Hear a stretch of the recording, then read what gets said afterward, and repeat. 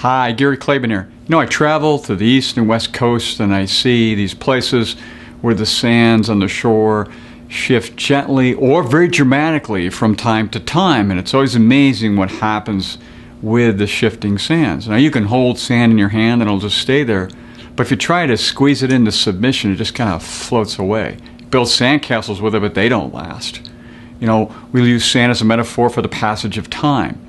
Recently here we had a presidential election, which happens every 4 to 8 years where we change the presidency. Now, it can be very disconcerting. It can be energizing. It can be anticipatory, and it can be frustrating. Depends on your point of view, your belief system, what's happened in the past, and what you think is going to happen in the future. Likewise, with families, we see this same shifting take place, sometimes dramatically, when a patriarch or matriarch dies and passes along assets and everything else that comes with it to younger family members. It's been said that only 20% of wealth will make it through 3 generations. Why is that? Well, in China, the saying goes, it's rice paddies to rice paddies in 3 generations.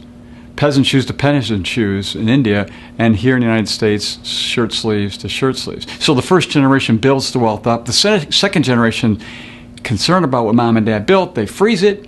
The third generation says, forget that, we're going to spend it all, and then you end up with very little left. So it's not the money and the wealth, it's actually all of those other things that come along with it. The social, the economic, the financial, the emotional, the family structure. And all the families are different. Some do things by committee. Others do them very linearly and authoritatively. It really depends on how that family structure works. They also are dealing with the character of the family, what they believe to be most important, their meaning, value, and purpose. And these things are there at a very deep level that sometimes are not communicated well. So it's important when you look at these millions of dollars that are being accumulated around this country. And by the way, net worths between 5 million and 20 million measure 1 million people in the United States today. So that's millions of dollars going to millions of people in the next several decades. It's a big issue. So along with that comes a lot of freedom. Now, freedom is a double-edged sword. You can do anything you want once you have money within reason, or you can basically do what you ought to do, kind of taken from something Abraham Lincoln said.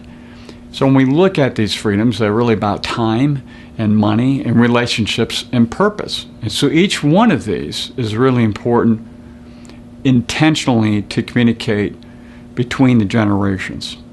Once that wealth-building generation is gone, that second generation takes over based on who they are, how they operate, what their abilities are, and what's been passed that's important from one generation to the next takes place and starts to operate. But this needs to start usually a decade or 2 before the final changeover of the money, what ultimately happens with wills and trusts and those kinds of things. So as we look at families and we look at family leadership, maybe this story will help a little bit. So it was said that a young Arthur was captured by a neighboring monarch and was going to be put to death unless he could answer a question correctly. And that question was, what do women really want?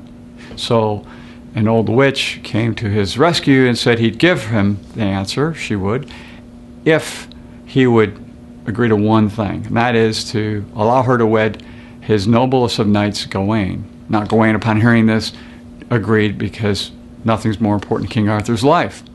So the witch answered the question, which is, a woman wants to be in charge of her own life. Of course, then King Arthur was let go, and Gawain on his wedding night goes to the bedroom, wondering about this hideous sight of a witch he's going to meet, and ends up with this beauty. So the beauty responds to him, what would you like her to be day and night? Beauty or a witch? Now he pondered this question and came back and said, do what you want to do. Well, the beauty said, I'm going to remain beautiful because you respected me for what I want. Now, what's the moral of this story? Well, the moral is to make the wise decisions with the humility and understanding what needs to be passed along to the next generation.